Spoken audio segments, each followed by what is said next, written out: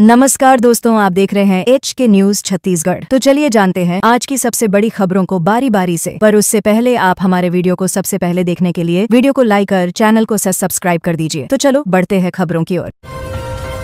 फर्जी ACB और EOV अधिकारी बनकर की वसूली। छत्तीसगढ़ में सनसनीखेज मामला सामने आया है, जहां एक शख्स ने खुद को ACB और EOV का अधिकारी बताकर कई सरकारी अफसरों से लाखों रुपए की वसूली की। मामले में चौंकाने वाला मोड़ तब आया जब पता चला कि आरोपी एक कांग्रेसी नेता है, जिसने एक पटवारी के पति को 2.5 करोड़ रुपए न देने पर फंसाने की धमकी दी। पुलिस ने आरोपी को हिरासत में लिया है और पूछताछ जारी है।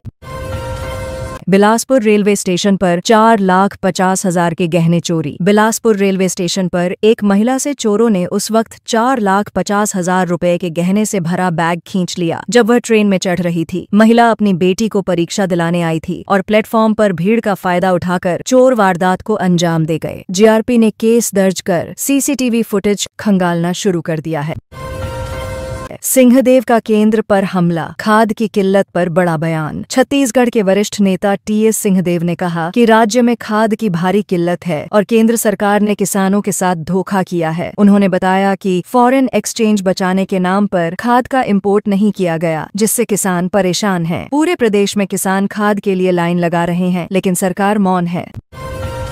इंडिगो फ्लाइट में फंसे पूर्व CM और विधायक। रायपुर एयरपोर्ट पर इंडिगो फ्लाइट में बड़ा फॉल्ट हुआ, जिससे विमान का दरवाजा 40 मिनट तक नहीं खुल सका। फ्लाइट में पूर्व मुख्यमंत्री, विधायक और महापौर समेत कई अहम लोग फंसे रहे। यात्रियों ने एयरलाइंस पर लापरवाही का आरोप लगाते हुए हंगामा किया। बाद में तकनीकी जांच के बाद सभी यात्रियों को बाहर निकाला गया।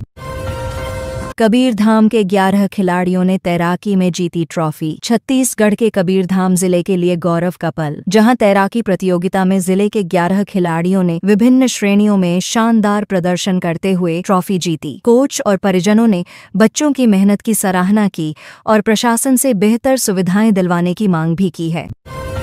स्कूल में छात्रों ने डिजिटल बोर्ड से शुरू की पढ़ाई। छत्तीसगढ़ के एक स्कूल में छात्रों ने अब पारंपरिक ब्लैक बोर्ड की जगह डिजिटल बोर्ड से पढ़ाई शुरू कर दी है। इससे पढ़ाई रोचक और इंटरैक्टिव बन गई है। शिक्षक भी तकनीक की मदद से अब ऑडियो विजुअल कंटेंट से बेहतर समझा पा रहे हैं। यह पहल शिक्षा को आधुनिक बनाने की दिशा में बड़ा कदम है। रेलवे में 6,180 टेक्नीशियन पदों पर भर्ती। रेलवे विभाग में बड़ी भर्ती का ऐलान किया गया है। टेक्नीशियन पदों के लिए कुल 6,180 रिक्तियों पर भर्ती की जाएगी। इच्छुक अभ्यर्थी 28 जून से 28 जुलाई तक ऑनलाइन आवेदन कर सकते हैं। यह भर्ती युवाओं के लिए सुनहरा मौका है, खासकर उन लोगों के लिए जो तकनीकी योग्यता रखते हैं। बच्चे ने निगला सिक्का, डॉक्टर ने बचाई जान। रायपुर में एक छोटे बच्चे ने खेल खेल में सिक्का निगल लिया, जिससे वह सांस लेने में तकलीफ महसूस करने लगा। परिजन तुरंत अस्पताल लेकर पहुंचे, जहां ENT विशेषज्ञों की टीम ने ऑपरेशन कर गले से सिक्का निकाला और बच्चे की जान बचाई। डॉक्टरों ने अभिभावकों को छोटे बच्चों के साथ सतर्क रहने की सलाह दी है। बारिश ने दी राहत, तापमान गिरा 30 डिग्री से नीचे। छत्तीसगढ़ में बीते 24 घंटे में अच्छी बारिश हुई, जिससे लोगों को भीषण गर्मी से राहत मिली। तापमान 7 डिग्री लुढ़क कर 30 डिग्री सेल्सियस से नीचे आ गया। मौसम विभाग ने अगले 2 दिनों तक और बारिश की संभावना जताई है। किसानों के लिए भी यह मौसम राहत भरा साबित हो सकता है।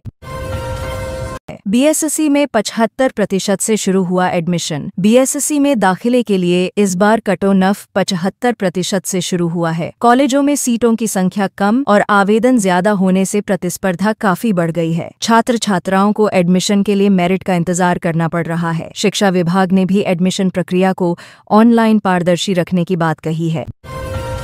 17 साल साथ रहे, 3 बच्चे हुए, महिला ने कराया रेप केस। छत्तीसगढ़ हाईकोर्ट ने एक अहम फैसले में ट्रायल कोर्ट के दुष्कर्म के दोष सिद्ध के आदेश को निरस्त कर दिया है। मामला 17 साल साथ रहने और 3 बच्चों के बाद महिला द्वारा लगाए गए रेप के आरोप से जुड़ा था। कोर्ट ने स्पष्ट किया कि आपसी सहमति से बना संबंध दुष्कर्म की श्रेणी में नहीं आता। यह फैसला कानूनी दृष्टिकोण से बहुत अहम माना जा रहा है।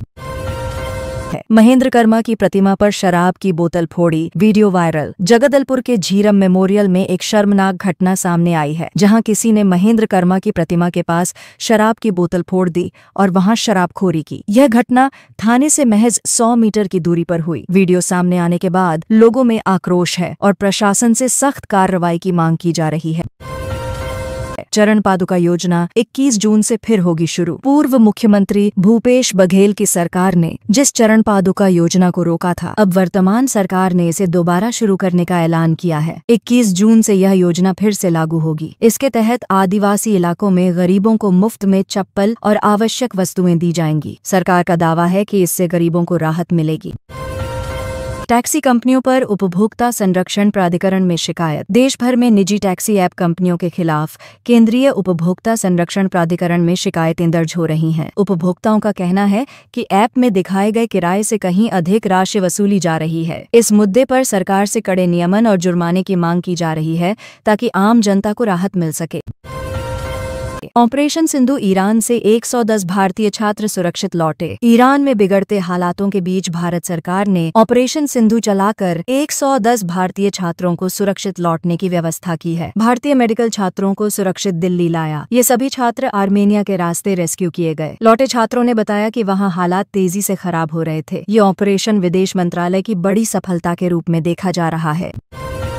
मोदी ने क्रोएशिया में कहा, आतंकवाद मानवता का दुश्मन। प्रधानमंत्री नरेंद्र मोदी ने क्रोएशिया दौरे के दौरान भारतीय समुदाय को संबोधित करते हुए कहा कि आतंकवाद पूरी मानवता के लिए खतरा है। यह किसी भी धर्म या देश से जुड़ा हुआ नहीं होता। मोदी क्रोएशिया जाने वाले पहले भारतीय प्रधानमंत्री बने हैं और इस दौरे को रणनीतिक दृष्टिकोण से बेहद अहम माना जा रहा है। शिलांग पुलिस ने सोनम मामले में राजा और राज के परिजनों से की पूछताछ। इंदौर की सोनम मर्डर मिस्ट्री में नया मोड़, जब शिलांग पुलिस ने आरोपी राजा और राज के परिवार से पूछताछ की। पुलिस ने उनके घर, ऑफिस और गोदाम तक खंगाले हैं। साथ ही यह भी पता लगाने की कोशिश की जा रही है कि सोनम का ससुराल और मायके में व्यवहार कैसा था। मामले में जांच तेज कर दी गई है। बीते 24 घंटे में कोरोना से देश में 4 मौतें। कोरोना वायरस फिर से चिंता बढ़ा रहा है। बीते 24 घंटे में देश में 4 लोगों की मौत हुई है, जिससे अब तक कुल 113 मौतें हो चुकी हैं। फिलहाल देश में 6,483 एक्टिव केस हैं, जो 32 राज्यों और केंद्र शासित प्रदेशों में फैले हुए हैं। स्वास्थ्य मंत्रालय ने लोगों से सतर्क रहने और वैक्सीनेशन कराने की अपील की है।